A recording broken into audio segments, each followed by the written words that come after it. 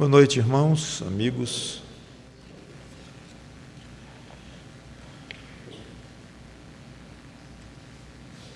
Abra sua Bíblia em Apocalipse, capítulo 17.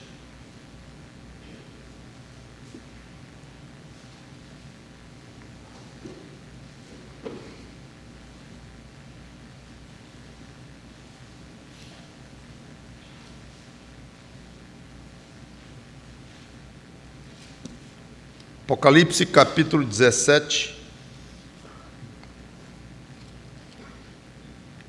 Na última pregação, nós fomos até o versículo 6 de Apocalipse 17. Então, seria de se esperar que nós começássemos hoje com o 7, coisa que não faremos. Por quê? Porque eu já preguei sobre o trecho do versículo 7 até o 13, quando eu preguei sobre o capítulo 13 de Apocalipse. Nós fizemos uma pausa, fomos até o 17, este aqui, e pinçamos o trecho que vai do versículo 7 até o 13, porque falava do anticristo, e lá no capítulo 13 é quando entrou o anticristo pela primeira vez mesmo no relato de Apocalipse, porque João falou do anticristo bastante no 13 e um pedaço do 17. Então nós fomos lá, pegamos e trouxemos para cá.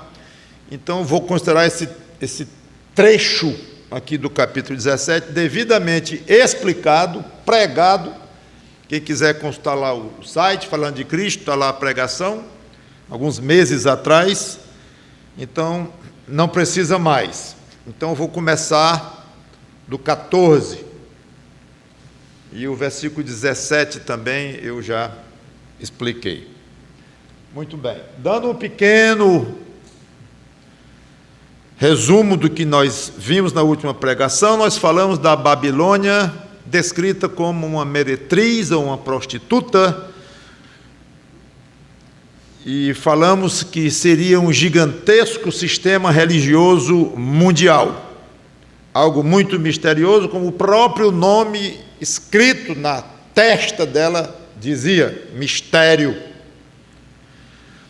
Expliquei que alguns pensam no catolicismo romano, outros no Islã, tendo um ou outro se tornado, na época aqui, muito maior do que é atualmente, que já são enormes, como cada um como religião,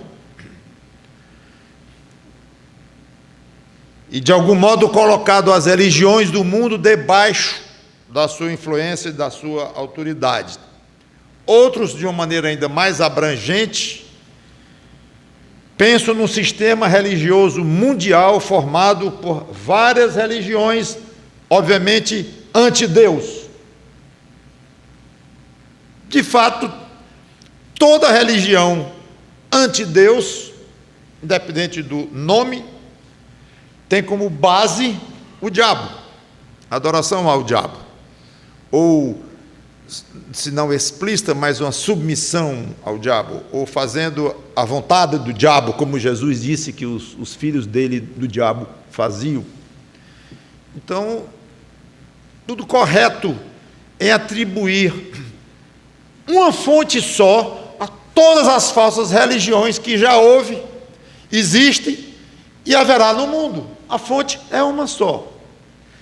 Então, em qualquer das hipóteses que eu mencionei aqui, o fato é que tudo caminha para um grande ecumenismo, tudo caminha para estar debaixo de uma só chefia, uma só cabeça, ou um só poder, no caso até aqui, concentrado nesta mulher prostituta, chamada Babilônia. Então, como eu falei na pregação passada, não podemos afirmar é isto ou é aquilo, mas essas são hipóteses. E eu deixei bem claro no final da pregação o que não é hipótese quanto ao termo, ao nome Babilônia. Fizemos um passeio pelo nome Babilônia na Bíblia. Vimos desde a primeira vez, lá em Gênesis 10, passamos por toda a Bíblia, vendo o significado do nome Babilônia. Não fomos de passagem em passagem, porque dezenas e dezenas de passagens do Antigo Testamento se referem à Babilônia, capital do império de Nabucodonosor, que eu expliquei na época, ou no dia lá. Muito bem. Quando eu falei dos versículos 7 ao versículo 13, e do versículo 17 aqui deste capítulo, eu comentei que o texto fala, resumidamente, de um conjunto de 7 grandes impérios, passados, presentes e futuros. Na época eu expliquei tudinho, não vou mais recordar, que são as 7 cabeças da chamada besta. E tudo se concentra e se personaliza no 8º rei que iria surgir desses 7, que é o anticristo. Também o texto fala de 10 reis futuros da perspectiva de João, mas que seriam contemporâneos com o anticristo, na mesma época do anticristo, que são os 10 chifres da besta. A besta tem 10 chifres e 7 cabeças. E o que nós vamos utilizar bastante hoje é que estes 10 reis oferecerão unanimemente ao anticristo o poder, ou a sua autoridade, tornando-o supremo, governante supremo sobre a terra, o anticristo. Para isso, ele vai ter a concordância desses 10 reis ou mandatários da época dele, que concordemente darão a ele todo o poder imaginado, humanamente falando, aqui na terra. E não humanamente falando, mas espiritualmente falando, malignamente falando, o diabo estará por trás também do anticristo. Então ele terá o apoio do que há de mais forte em termos de liderança humana, e terá apoio do próprio diabo, que é o que há mais forte em termos de liderança espiritual, no caso, maligna. Muito bem, então com esse pequeno pano de fundo, estamos em condições, então, de começar no versículo 14. Pelejarão eles contra o Cordeiro. Eles quem? O grupo dos 10 reis que unanimemente deram o poder ao anticristo. Então esse eles aqui se refere ao anticristo, com 10 reis ou 10 autoridades mundiais embaixo dele, que deram a ele toda a autoridade. Pelejarão eles contra o Cordeiro, e o Cordeiro os vencerá, pois é o Senhor dos senhores e o Rei dos reis. Vencerão também os chamados eleitos, os chamados eleitos e fiéis que se acham com ele. Vamos orar. Santo Deus, nosso bom Pai, abençoa, eu te peço, esse tempo, ilumina-nos com o teu Espírito Santo, para que compreendamos um pouquinho, que seja a mais da tua palavra, mas em terreno seguro da Bíblia, e que esse crescimento produzido em nós seja muito útil para nós e para as pessoas ao nosso redor, tudo para a glória e honra do Senhor Jesus Cristo, o Cordeiro. Em nome dele que te pedimos e agradecemos. Amém.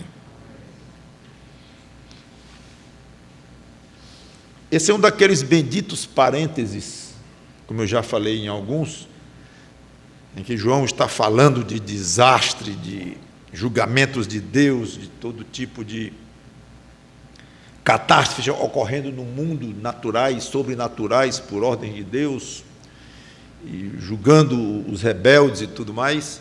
Aí de repente entra uma pequena frase ou uma pequena passagem que parece ser um bálsamo, que a gente respira. Oh, que coisa! E esse versículo é um desses, porque antes está falando aqui da meretriz, da Babilônia, do julgamento dela, e ela estava montada sobre uma besta, e essa besta então é descrita do versículo 7 em diante, como já comentei, ninguém menos do que o anticristo, com cabeças, com chifres, e dominando, e com poder maligno, tudo muito ruim, muito sombrio. Aí a gente vê os reis da terra dão total autoridade ao anticristo, que por sua vez é totalmente dominado pelo diabo. Todos eles vão se juntar para lutar contra o Cordeiro, concentrando-se no Armagedon, que eu também já expliquei o que é. É muita força, e tudo parece perdido. Como disse, sombrio, derrotista. Que final este mundo vai ter, que coisa horrível. Todo mundo contra o Cordeiro de Deus, Jesus Cristo. Parece que está tudo perdido, e está, para o diabo. E esse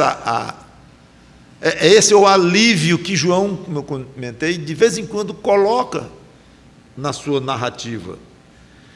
Parece até que João não consegue se controlar quando diz que eles vão pelejar contra o Cordeiro. Aí dá vontade de dizer: João, não conta não, deixa o suspense aí, vamos aguardar até o capítulo 19 para ver o que acontece lá. Espera aí, João. Mas é como disse, é quase como se ele não se controlasse. Ele disse: eu vou logo dizer, o Cordeiro vai vencer. E ninguém vai dizer: oh, estragou tudo. É pelo contrário, estragar tudo é deixar todo mundo nesta angústia, achando que está tudo perdido para o Cordeiro, achando que o mundo vai de mal a pior, e o fim dele mesmo será um caos total, uma desgraça total, um abandono total da parte de Deus. Isso é que seria estragar tudo. Mas João, como dissesse, aguentem aí, aguentem, não somente para nós. Olha que nós temos que aguentar só a narrativa. Imagine que tem que aguentar a realidade de estar debaixo do anticristo, como muitos estarão. E se para nós um versículo desse é como um bálsamo, imaginem na época, lendo isto e vendo: calma, Cordeiro vai chegar, mas ele não vem, está demorando muito, está demais a perseguição, o sofrimento, ninguém aguenta isto, calma, isso vai ser muito utilizado, podem ter certeza disto, porque nós gostamos de ler isso, uma coisa que é no futuro para nós, e não estamos passando por isto. Imagina o peso de uma afirmação dessa e de uma verdade nessa brilhando à nossa frente, brilhando à frente de quem estará realmente sofrendo tudo aquilo. Um verdadeiro espetáculo. O Cordeiro os vencerá, porque é o Senhor dos senhores e Rei dos reis. Agora pense no animal manso, quieto, um cordeiro. Agora fala aqui em batalha, fala em vencer, fala em rei, e o contraste é espetacular, típico dos maravilhosos mistérios de Deus, de fato. Cristo, o Cordeiro, é rei, é o Senhor, e assim é o cristianismo, cheio desses contrastes de fato grandes, e que nós achamos espetaculares, o mundo acha sem graça, inexplicável, ridículo, talvez patético, um mero jogo de palavras, ou poesia, ou coisa assim, mas nós sabemos a verdade disto, sabemos por que ele é chamado de Cordeiro, não é só porque é bonitinho o nome, não, sabemos por quê, e sabemos por que ele é chamado de Rei, de Senhor dos senhores. Tudo isso faz total sentido na nossa alma e dá alegria muito grande a nós. E como é que o Rei dos reis poderia ser vencido por reis dos quais ele é rei? Como é que o Senhor dos senhores iria perder para uns senhorizinhos, que para eles são senhorizinhos, para nós não é? Aí vem uma revelação muito gostosa também. Embora o Cordeiro tenha poder para vencer sozinho, sendo o Rei dos reis, sendo o Senhor dos senhores, ele se agrada de se fazer acompanhar aqui de pessoas caracterizadas de 3 maneiras diferentes. Eu não vou detalhar cada uma, mas seria interessante. Como ele diz aqui, pessoas que são eleitas, versículo 14,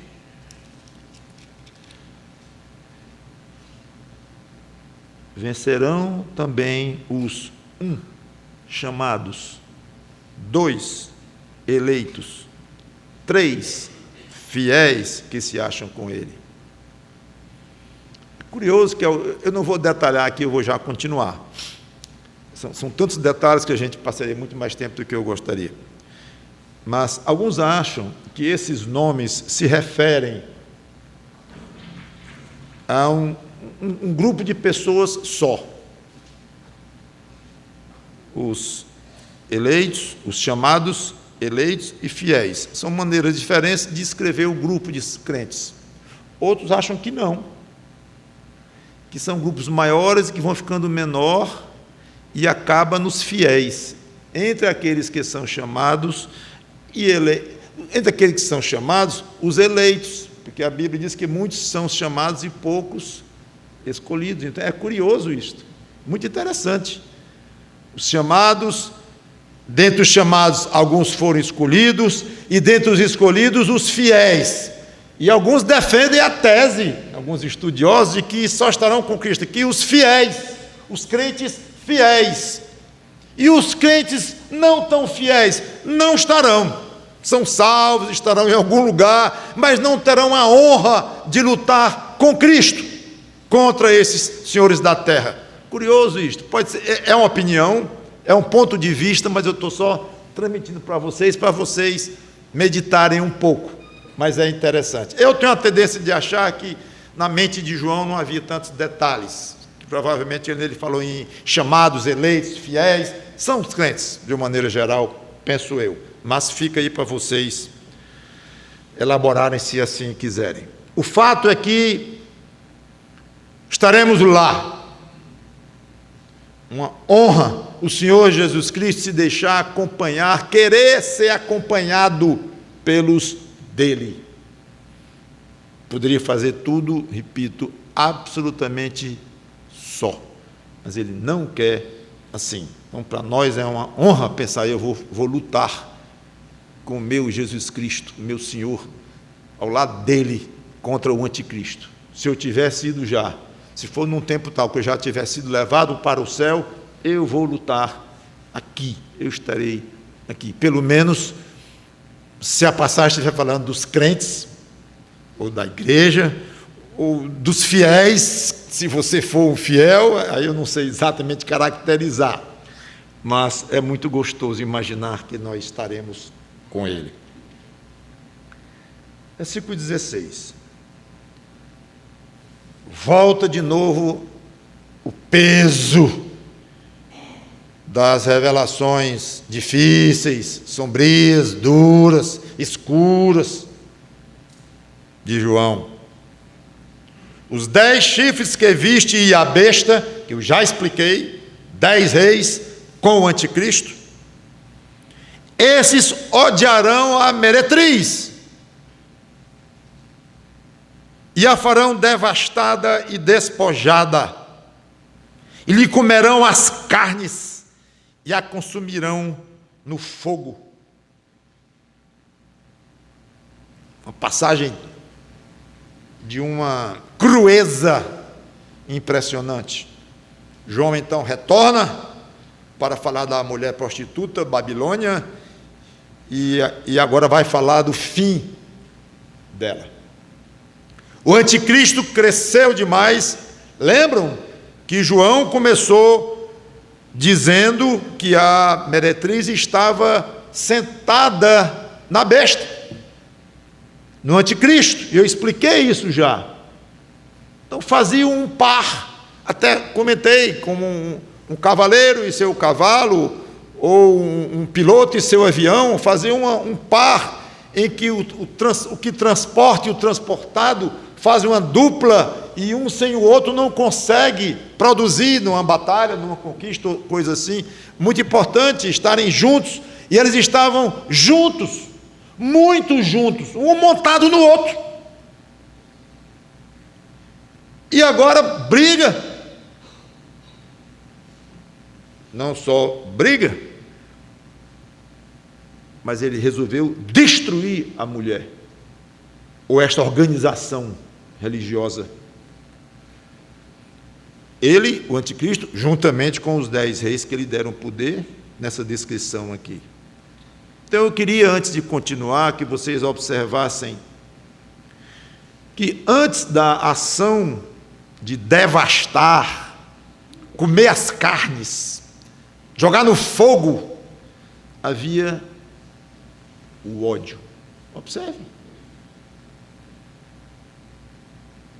Os 10 chifres que viste e a besta, quer dizer, os 10 reis e o anticristo, esses odiarão a meretriz. E assim é o mundo do diabo. Mesmo entre quem trabalha juntinho ali. Há pouco tempo, fazia uma grande dupla. Conveniência, interesse próprio, como estamos acostumadíssimos a ver no mundo. Então, inveja, ciúme, desconfiança, desprezo, ódio, estava tudo lá. E assim é o reino do diabo. Tão diferente do reino de Cristo, onde só deverá existir amor, honestidade, justiça, verdade.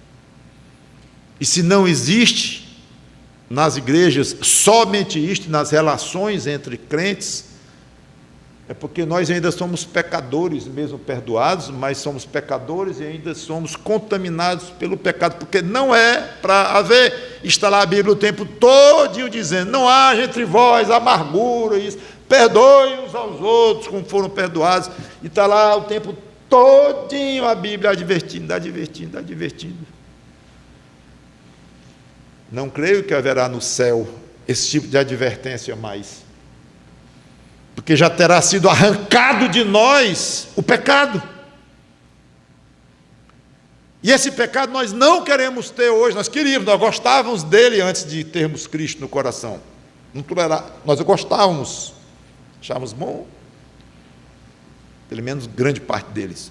Hoje nós odiamos, pelo menos devemos odiar o pecado. Não queremos, mas temos, e temos que suportar as consequências disso, é claro. Mas nós gememos para nos ver livres disto.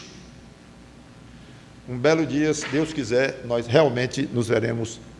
Se Deus quiser, digo, quando Deus quiser, porque Ele quer, está revelado nas Escrituras, nós não iremos mais nenhuma vez pedir, Senhor, tira a raiva do meu coração, Senhor, tira a inveja. Estou com inveja danada, mas mesmo sem querer estar, mas eu estou. Está errado, mas eu estou. Eu estou com ódio, eu estou com desejo impuro na minha mente. Não quero não, Senhor, quero não. Acabou. Então, o reino de Cristo, nós não podemos imaginar a maravilha desse aspecto. Desse aspecto que a gente nem pensa muito, a gente pensa que vai ser tudo muito belo, de pérolas, são metáforas, mas não sabemos nem de quê, mas certamente de coisas maravilhosas, e rios, e muita luz, e muita beleza, a gente fica pensando como será e tal. Ótimo, é muito mais importante e gostoso do que isso, com certeza será o coração da gente que estará livre destas sujeiras que a gente vê aqui em alto grau, já no finalzinho da humanidade sem Cristo, se despedindo, antes de Cristo vir e realmente impor sua ordem. Apesar de que ao longo de 1000 anos vai haver ainda pecado no mundo, e depois eu comento isso, mas de uma maneira diferente do que é hoje, em outra velocidade, em outro grau, é o que dá para a gente entender. Mas faça questão de viver aqui no mundo em que essas coisas do diabo fiquem para lá. Deixe isso com quem é dele.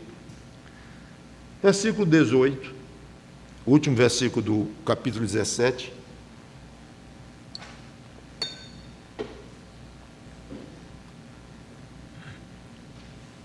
No versículo 17, que eu já comentei quando falei no capítulo 13, mas eu vou ler de novo. Porque em seu coração incutiu Deus que realizem o seu pensamento, o execute a uma e dê à besta o reino que possui até que se cumpram as palavras de Deus. Aqui João quer enfatizar que tudo isso que aconteceu, os reis querendo dar ao anticristo o poder, eles todos se revoltando e destruindo a religião falsa da Babilônia, chamada Babilônia, tudo isso é da vontade deles, é do gosto deles, é do pensamento deles, mas ao mesmo tempo é Deus fazendo tudo através deles, são usados por Deus. São meros marionetes? Não. Marionete não tem alma. Marionete não dá satisfação a Deus. Marionete é feito de madeira ou de ferro, de bronze, sei lá do que for. Ser humano não é marionete. Podem ser controlados por Deus, dirigidos por Deus, mas darão contas a Deus. Mas isso aí é mero jogo de palavra, porque se é controlado não vai dar conta, e se vai dar conta é porque não é controlado. Não é assim não, com Deus não é assim não. Nessa questão aqui, da soberania de Deus, responsabilidade humana, não queira raciocinar de maneira tão lógica assim, porque você não vai conseguir. A lógica de Deus é muito mais lógica do que a sua. Então, eles vão dar contas, sim, não são marionetes, mas que são utilizados por Deus, para Deus cumprir exatamente o que Ele quer dos seus propósitos, através deles, sim. Este é o ensino da Bíblia e em muitas outras partes, não apenas aqui. Então, no 18, versículo 18 do capítulo 17, a mulher que viste é a grande meretriz. Não, a grande cidade que domina sobre os reis da terra. Mas João não era uma meretriz? Agora virou uma cidade?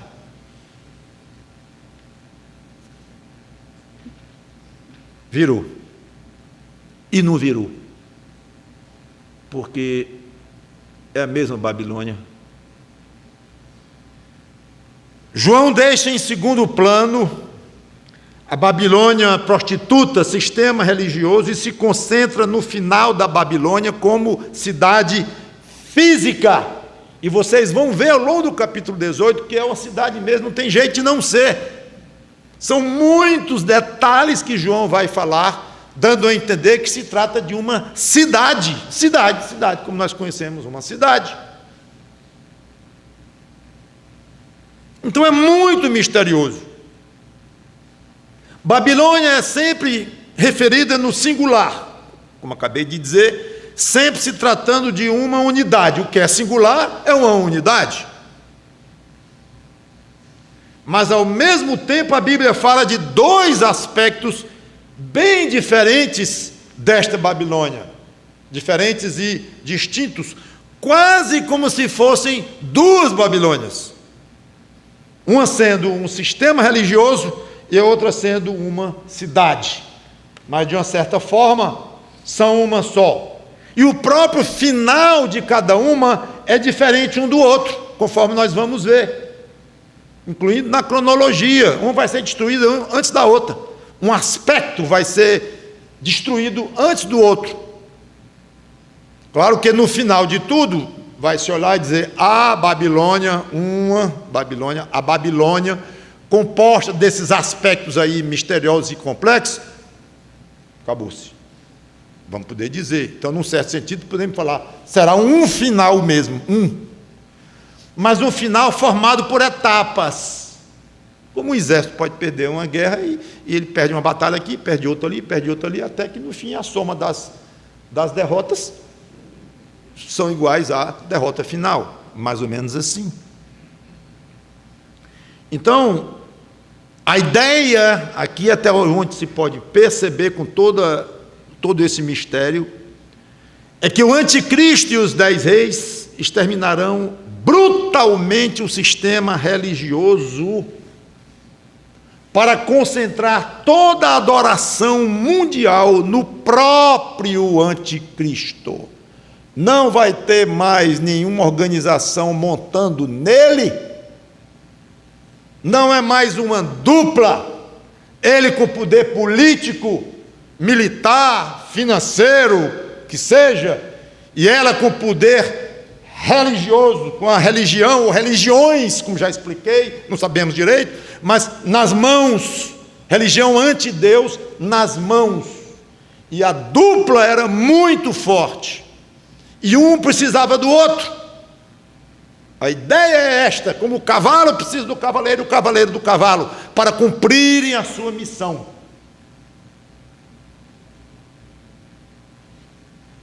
Mas ele cresceu demais, ainda mais quando foi dado a ele um apoio total dos 10 reis. Ficou absolutamente imbatível. Chegou a hora. E dominado pelo diabo como ele era, ansiando agora, não mais por dinheiro, não mais por poder, não mais por mulheres, não mais por homens, depravação, tudo que é de depravação vai haver ali, mas estava cheio já daquilo. Agora ele queria mais, como é típico do ser humano sem Deus, ele queria adoração, era ele próprio. E usou a prostituta para satisfazer apenas uma necessidade provisória, até chegar ao ponto de dizer assim: não tem mais esta organização gigantesca, religiosa, não tem mais no mundo. Agora, todo aspecto religioso de adoração é comigo, é dirigido a mim. A Bíblia fala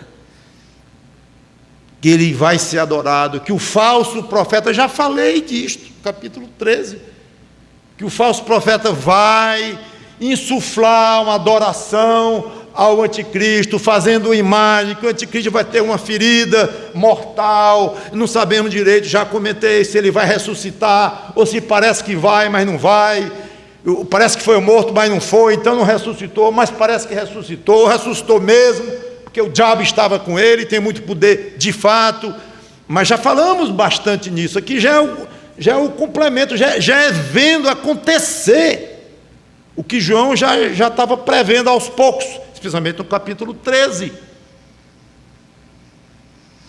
E a Babilônia, então, que tinha dois aspectos, religioso e político, barra material, barra financeiro, barra econômico, esses dois aspectos de uma unidade, perdeu um aspecto aqui.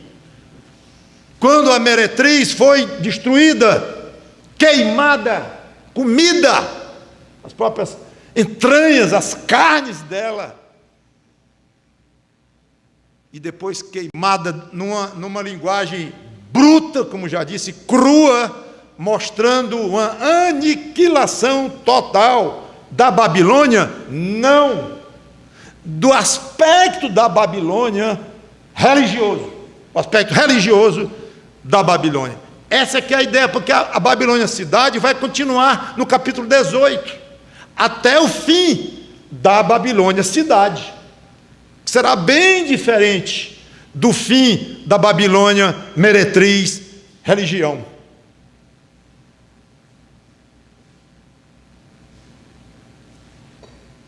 Versículos de 1 a 3, do capítulo 18, óbvio.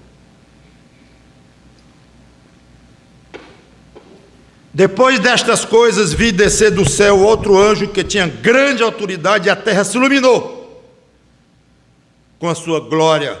Então exclamou com potente voz, dizendo: caiu a grande Babilônia, e se tornou morada de demônios. Agora está olhando para a Babilônia cidade,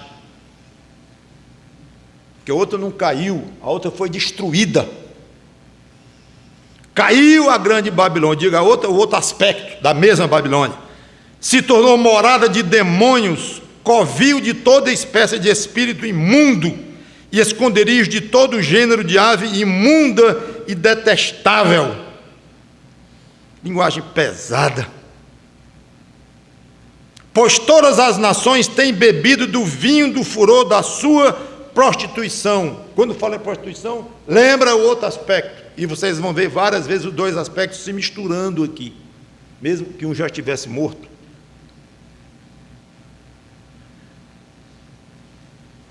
Aqui fala, se tornou morada de demônios, covil de toda espécie de espírito imundo. A NVI fala antro de todo espírito imundo e antro de toda ave impura e detestável. Então, quando tem a palavra covil e esconderijo, é a mesma no original, no grego, que a NVI colocou antro. Eu fui olhar no dicionário o que é antro.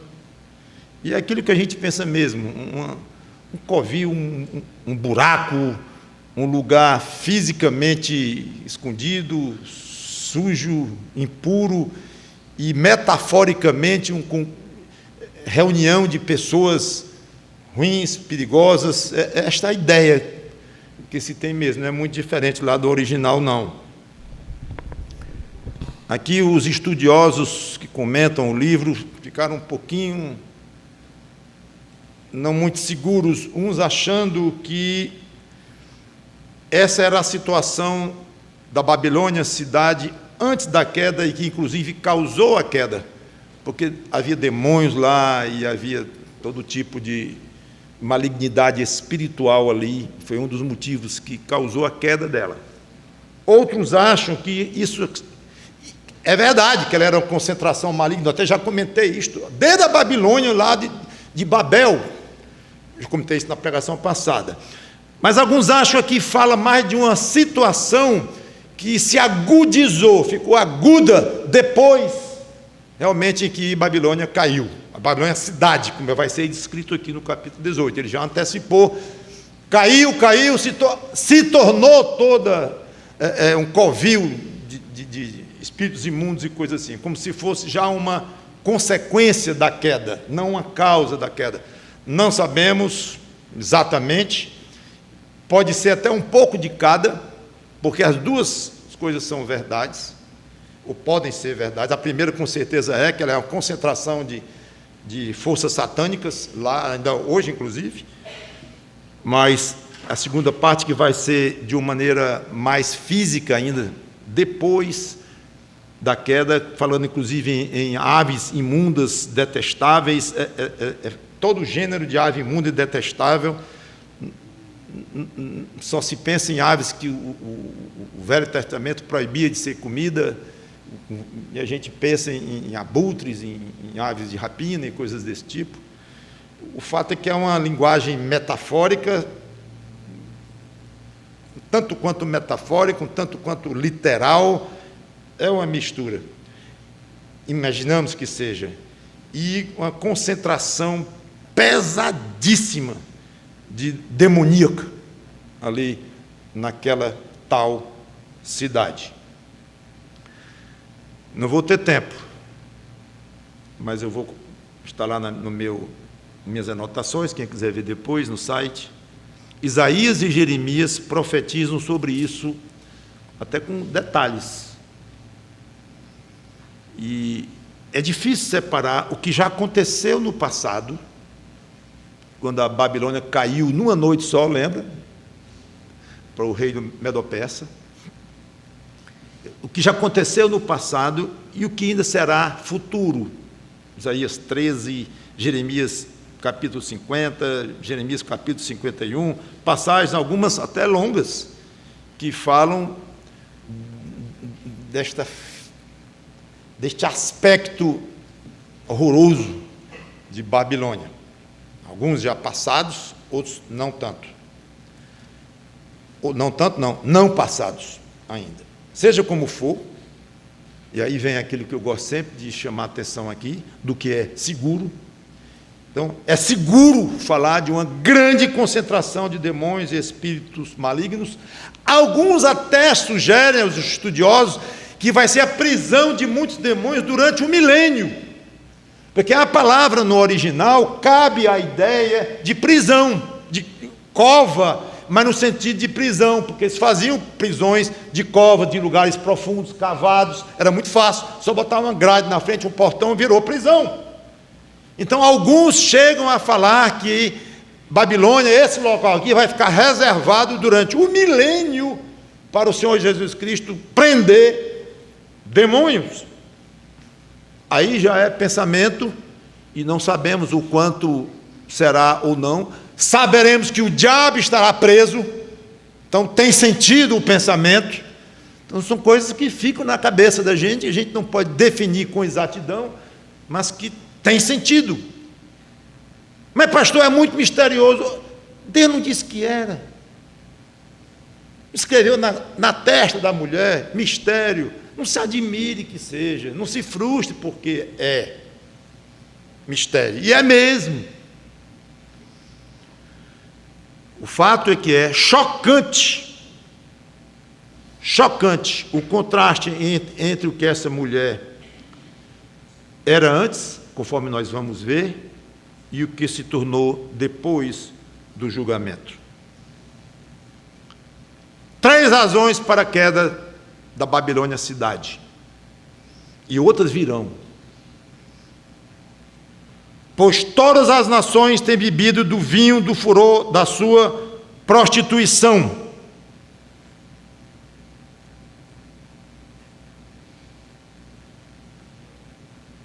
Aqui no versículo 3.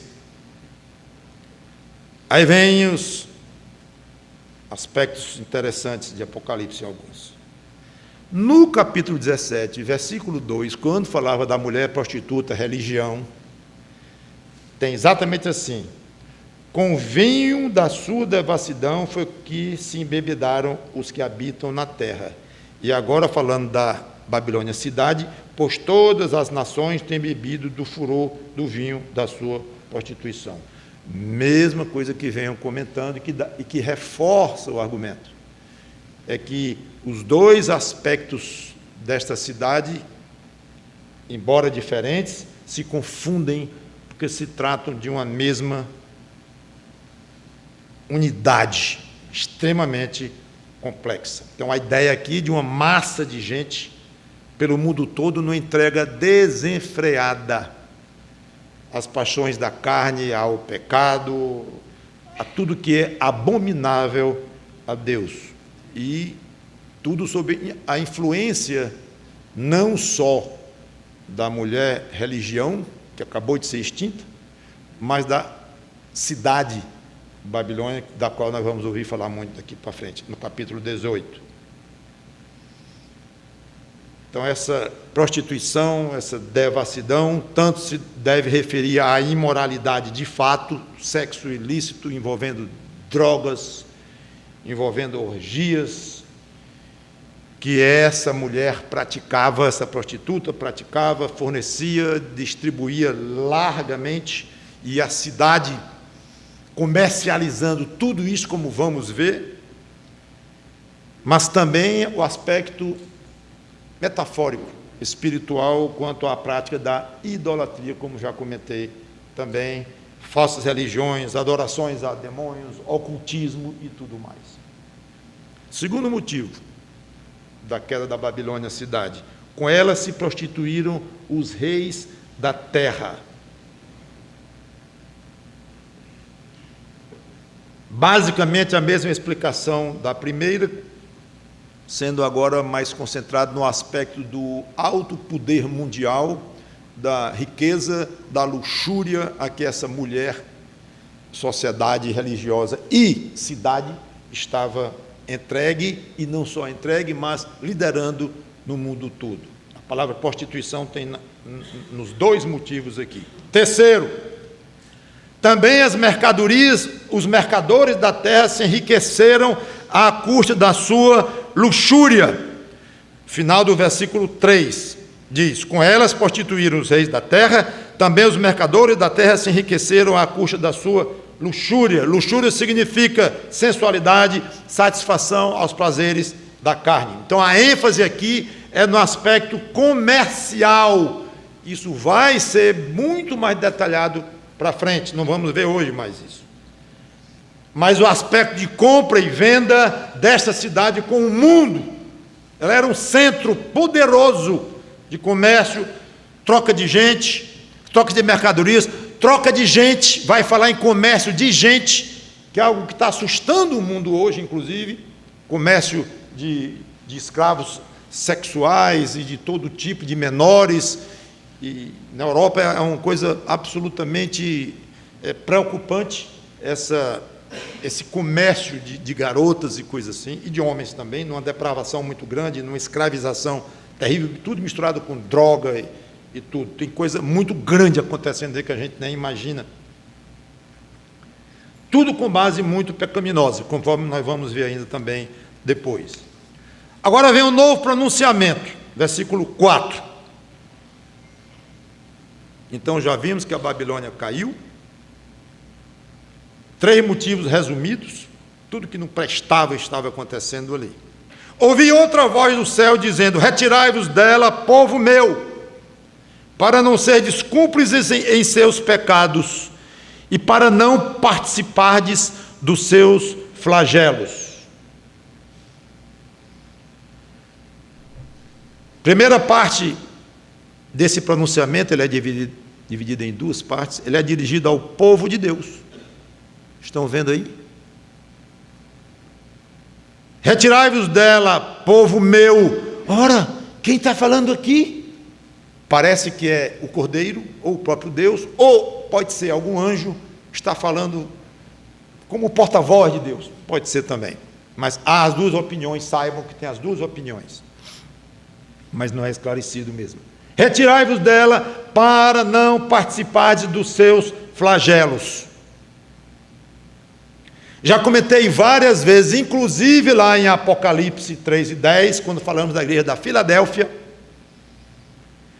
de um princípio muito interessante nas Escrituras, de Deus não querer que o seu povo, ou alguém que ele esteja protegendo especialmente, participe de sofrimentos causados por julgamentos dele, Deus, quanto a rebeldes, diferente dos sofrimentos causados por perseguição, por fidelidade, por disciplina, diferente. Mas quando Deus vai julgar uma causa e vai causar uma catástrofe em um certo local, e sofrimentos e mortes, é um julgamento de Deus.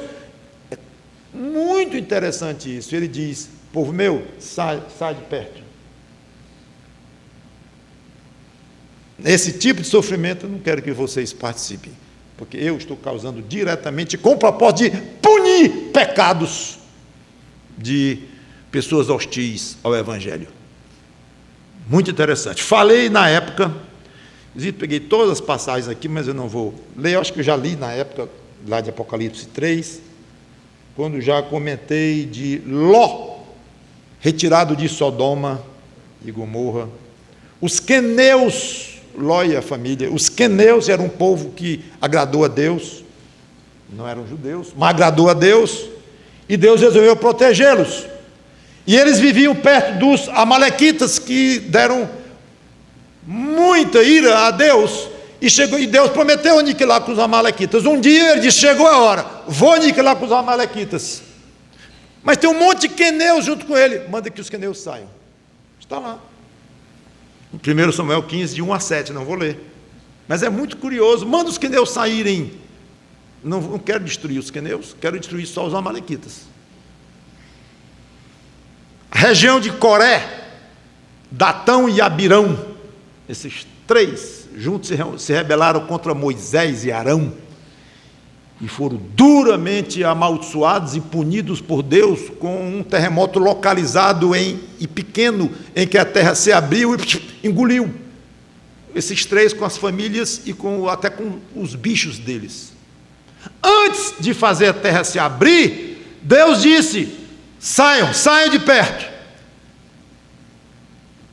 Deus disse para os outros que não estavam incluídos nessa revolta, está lá em Números 16, 24-26, eu não vou ler.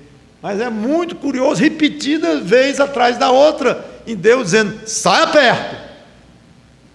de perto, porque eu vou matar essa trinca com tudo que é deles.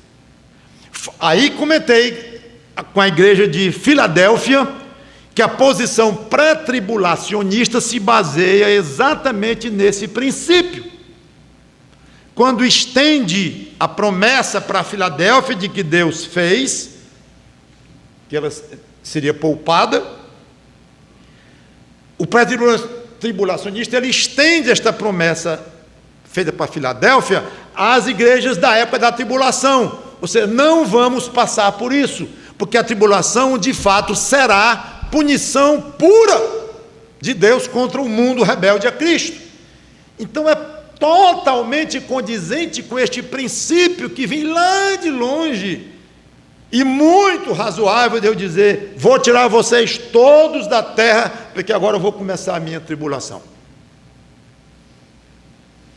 Então, mais uma vez, esse princípio sendo aplicado, mais uma vez.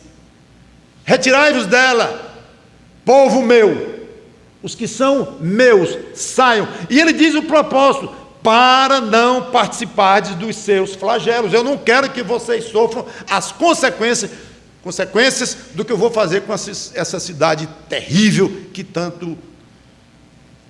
ira tem despertado ao meu coração e tanto tem pecado contra mim.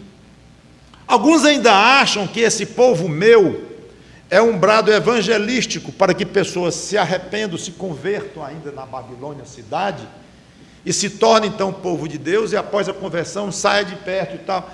Eu acho interessante, curioso, mas não consigo enxergar este aspecto. Mas simplesmente esse princípio sendo aplicado claramente: vocês que são meus, saiam de perto, porque eu vou liquidar com esta cidade. Mais uma razão para a queda da Babilônia, versículo 5. Quero ver se eu chego até o versículo 7 e hoje encerro.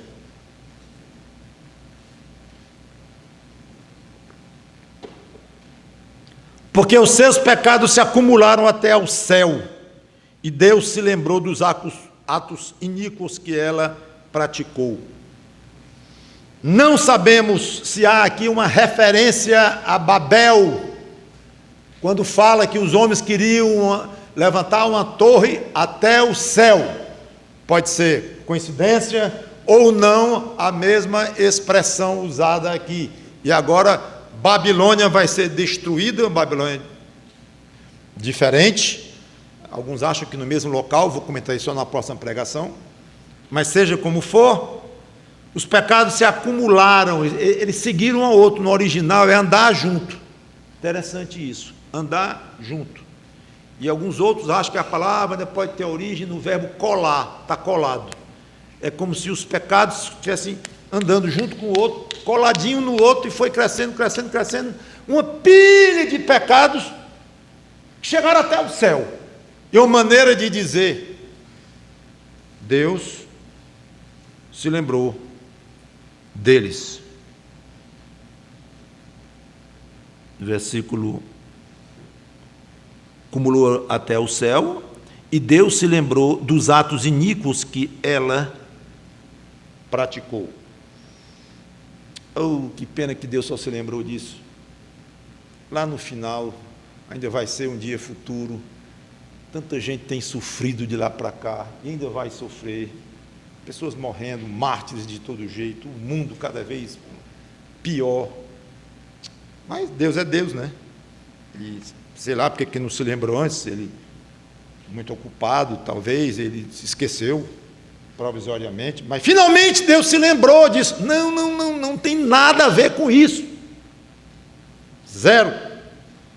É uma maneira de dizer: Deus disse, chegou a hora de levar em consideração tudo isso que tem acontecido. Chegou o momento. É a maneira da Bíblia falar, e não é a primeira vez que a Bíblia fala em Deus se lembrar, não.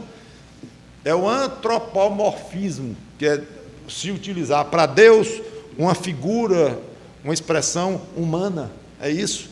Então Deus se lembrou, dizendo: chegou a hora, não espero mais um dia, só isto. Inclusive, quando você achar que Deus está demorando muito a julgar a sua causa, a fazer justiça com você, que foi injustiçado por uma situação tal, por alguém, e Deus está demorando a fazer justiça e tudo, Ele não se esqueceu. Tá bom? Tudo bem, isso é teologia elementar, dizer que Deus não esquece das coisas. Mas essa teologia elementar, às vezes, é meio esquecida pelo crente no sufoco do dia a dia, que fica, e Deus, ai, Deus no Senhor, e fica quase achando que Deus se esqueceu mesmo. Ele não vai ter coragem de dizer e assinar embaixo, não, mas ele fica quase, agindo quase como se estivesse achando que Deus se esqueceu mesmo, desprezou, não deu valor a ele. Não é nada disto. Não chegou a hora. Vai chegar. Quando? Não sei. Mas aqui na terra? Não sei. Talvez não. Segunda parte do pronunciamento, versículos 6 a 8. Dai-lhe retribuição, como também ela retribuiu. Pagai-lhe em dobro, segundo as suas obras. E no cálice em que ela misturou bebidas, misturai dobrado para ela. O quanto a si mesma se glorificou e viveu em luxúria, dai-lhe em igual medida tormento e pranto. Porque diz consigo mesma, estou sentada como rainha. Viúva não sou, pranto nunca hei de ver. Por isso, em um só dia sobreviverão os seus flagelos, morte, pranto e fome, e será consumida no fogo, porque poderoso é o Senhor Deus que a julgou. São palavras que destilam vingança. Aqui é vingança pura. Crente tem medo do nome vingança, com razão, num certo aspecto. Por quê? Porque a carne gosta de se vingar, todo mundo pensa em se vingar, mesmo o crente, mas é proibidíssimo se vingar. Então esse negócio de vingança é terreno proibido, e para o crente, e geralmente terreno proibido para o crente, geralmente é proibido para Deus também. Não é proibido para Deus, Deus não quer. Então, pecado é terreno proibido para o crente. Pecado não tem vez nenhuma com Deus. Muitas coisas são aplicáveis a Deus. O crente deve ser bom, porque Deus é bom. Então, nós estamos associados a ligar o que nós não devemos ser em fazer, porque Deus não é nem gosta daquilo. E para nós sermos o que é para fazer e ser, porque Deus é e gosta. Mas a vingança entra meio na contramão. Não se vingue. Vingar é pecado, Deus odeia a vingança. Não. Aqui não. Deus é vingador. E que vingador! Vingar-se não é pecado em si. Só que apenas um ser pode se vingar, é o Criador de todos. Esse é o ponto. Então, a vingança ela é proibida para os humanos, mas para o Deus Criador, não. E Ele se agrada da vingança. E quando diz lá no capítulo 12 de Romanos, 12 e 19, a mim me pertence a vingança, não vos vingueis a vós mesmos. Dai lugar à ira de Deus. Aí diz, porque a mim me pertence a vingança. Já está citando o Deuteronômio, então está nos dois testamentos. Pois isso aqui, esta frase, esta passagem aqui do versículo 6, isso é Romanos 12, 19, brilhando até ofuscar os olhos. É vingança, vingança e vingança. Essa passagem é vingança pura de Deus. E é bom que você se encharque desta ideia de um Deus vingador, sim, contra o pecado, contra o que o ofende, e que não vai suportar nada que foi feito contra ele, e vai chamar a justiça, e vai ser duríssimo na sua vingança. Tremam, homens, da vingança de Deus. Tudo que os crentes não vingaram, porque não podiam, vai ser vingado dobrado. Maneira de dizer, por Deus. Ela vai ter tudo em dobro, essa cidade. Isso vejo eu como um modelo de como funcionará a justiça de Deus no julgamento dos ímpios. Todos os desejos dos crentes mártires e injustiçados serão satisfeitos, não exatamente como eles imaginaram, porque eles imaginaram dentro de uma situação que ainda tinha uma carne dentro de si, e é por isso que era proibido se vingar, porque ela viria misturada com o que não é uma justiça divina.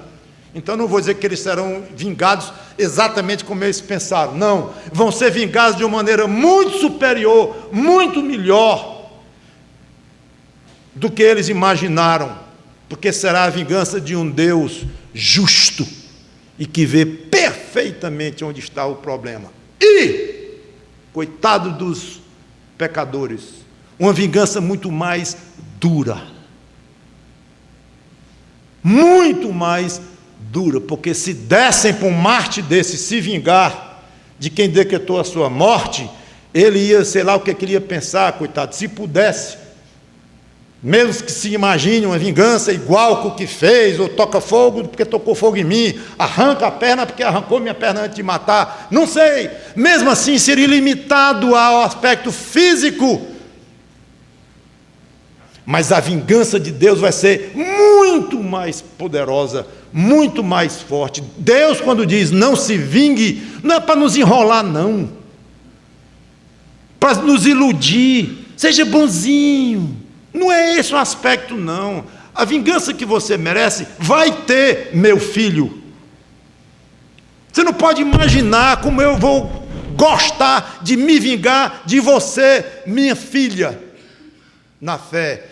Deixe comigo, mas deixe mesmo. Creia que eu vou me vingar. Esse é o Deus da Bíblia. Um outro tipo de Deus não é o da Bíblia. Versículo 7, que eu já li, já estou querendo encerrar. Essa cidade, certamente com o povo e principalmente com os líderes, transbordava arrogância. Glorificava a si mesmo, se gabava de exibir riqueza, poder, vivia em luxúria, chamava-se a si mesmo de rainha sentada só dando ordens e mandando em todo mundo. Aí diz, viúva não sou, curioso, porque ela não fala em marido. Mas para uma prostituta o que não falta é homens. Então é meio misterioso isso aqui, viúva não sou. Não é viúva, mas não é casada. Pranto, nunca hei de ver. Achava-se acima das possibilidades de sofrer, como se pudesse fazer o que bem entendesse. Com dinheiro eu compro, com poder eu amedronto, com prazeres carnais eu seduzo. Esse é o pensamento do arrogante do mundo, aquele que tem algum tipo de poder. E quantos pensam assim? Poder financeiro, poder de beleza física, poder de força física, poder de política, poder de qualquer ordem, corrompe. E impressionante o vazio das afirmações. Tudo mentira, tudo ilusão. Estava a um passo de ser destruída a cidade. Sou como uma rainha. Que rainha é essa? Nunca vou ver choro. Olha o contraste, nunca para hoje. Num dia. Que foi como Babilônia caiu. Lá também, lá na época que os medo-persas invadiram. Estava a um passo de ser destruída por causa dos seus próprios pecados. Não se impressione com ameaças, arrogâncias, mesmo do que tem poder. Jesus lembrou, eles podem destruir o seu corpo. Lembra que ele disse? Vocês devem temer é quem pode destruir tanto o corpo quanto a alma no inferno. E não é nem destruir, no caso, o termo lá é estragar. Ou seja, Deus tem o poder de se vingar e de pagar contas, cobrar débitos de uma maneira eterna, que o homem não tem. Não se impressione com ameaças, com arrogâncias dos que não têm Deus. A qualquer momento Deus os esmagará, não tenha dúvida. Finalmente, por isso em um só dia sobrevirão os seus flagelos, morte, pranto e fome, e será consumida no fogo, porque poderoso é o Senhor que a julgou. Aqui na realidade é um adiantamento que João faz, porque logo ele vai voltar um pouquinho para trás e vai descrever muitos detalhes da queda física de Babilônia, cidade. Então, em vez de luxo e riqueza, ela vai ter fome. Em vez de alegria, de farra, ela vai ter pranto. Em vez de alegria, de prazeres, vai ter morte, consumida no fogo, conforme veremos. Poderoso é o Senhor que a julgou. Que Deus nos ajude a suportar esta vida aqui debaixo de injustiças, debaixo de aparências, debaixo de ameaças que são vazias no aspecto eterno, de fato. Mas muitas vezes são ameaças reais de pessoas que ameaçam o corpo e matam mesmo, porque tem poder. Mas a Bíblia olha de uma maneira tal, como se fosse, isso não vale nada. Mas, então a minha vida não vale nada? Não, nesse aspecto não. É como uma flor, linda hoje, amanhã, murcha. É como uma neblina, amanhece o dia, está tudo, não se vê nada, tudo nevoado. Daqui a pouco tempo, cadê a neblina? Foi embora, está tudo bem nítido. Então, nesse aspecto, a vida não vale nada mesmo, não. Então, não se impressione com isto e continue fiel ao Cordeiro para lutar com Cristo contra tudo o que é ruim. E se você não tem Cristo ainda, meu amigo, saia de onde você está.